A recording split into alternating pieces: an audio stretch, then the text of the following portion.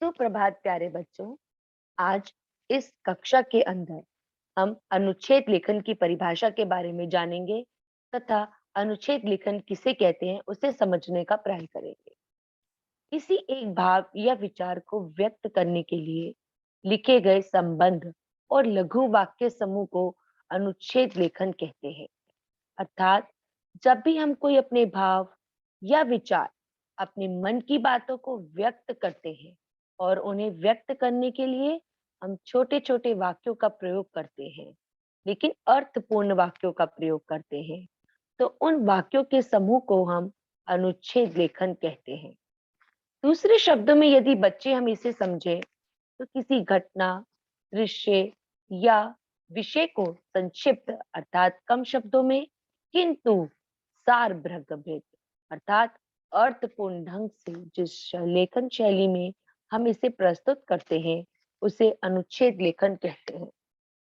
प्यारे बच्चों, यहाँ पे कहने का तात्पर्य यह है कि यदि आप अपने दिनचर्या के अंतर्गत किसी एक घटना को देखते हैं, कोई एक दृश्य जो आपके मन को बहुत भा जाता है, कोई एक विषय जिस पर आप चर्चा करना चाहते हैं, यदि आप उन सभी बातों को संक्षिप्त रूप से अर्थात कम शब्दों में लेकिन अर्थपूर्ण ढंग से जब आप अपने लेखन शैली में उसको लिखते हैं, उसे अनुच्छेद लेखन कहते हैं।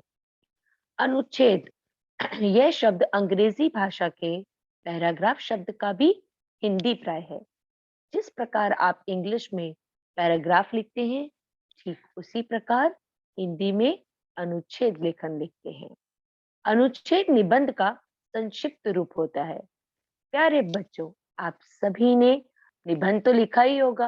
निबंध के अंतर्गत कई प्रकार के संकेत बिंदु होते हैं जिन्हें हमें विस्तृत रूप से वर्णन करना होता है, परंतु अनुच्छेद के अंदर इतना विस्तृत रूप नहीं होता, संक्षिप्त रूप होता है। इसमें किसी भी विषय के किसी एक पक्ष पर केवल 80 से 100 शब्दों पर ही हम अपने विचार व्यक्त कर सकते हैं। अनुच्छेद लेखन अपने आप में एक स्वतंत्र और पूर्ण होता है।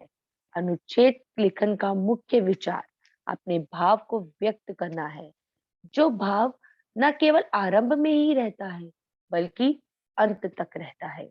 एक अच्छे अनुच्छेद लेखन में मुख्य विचार, आपकी मुख्य बात अंत में दी जाती है।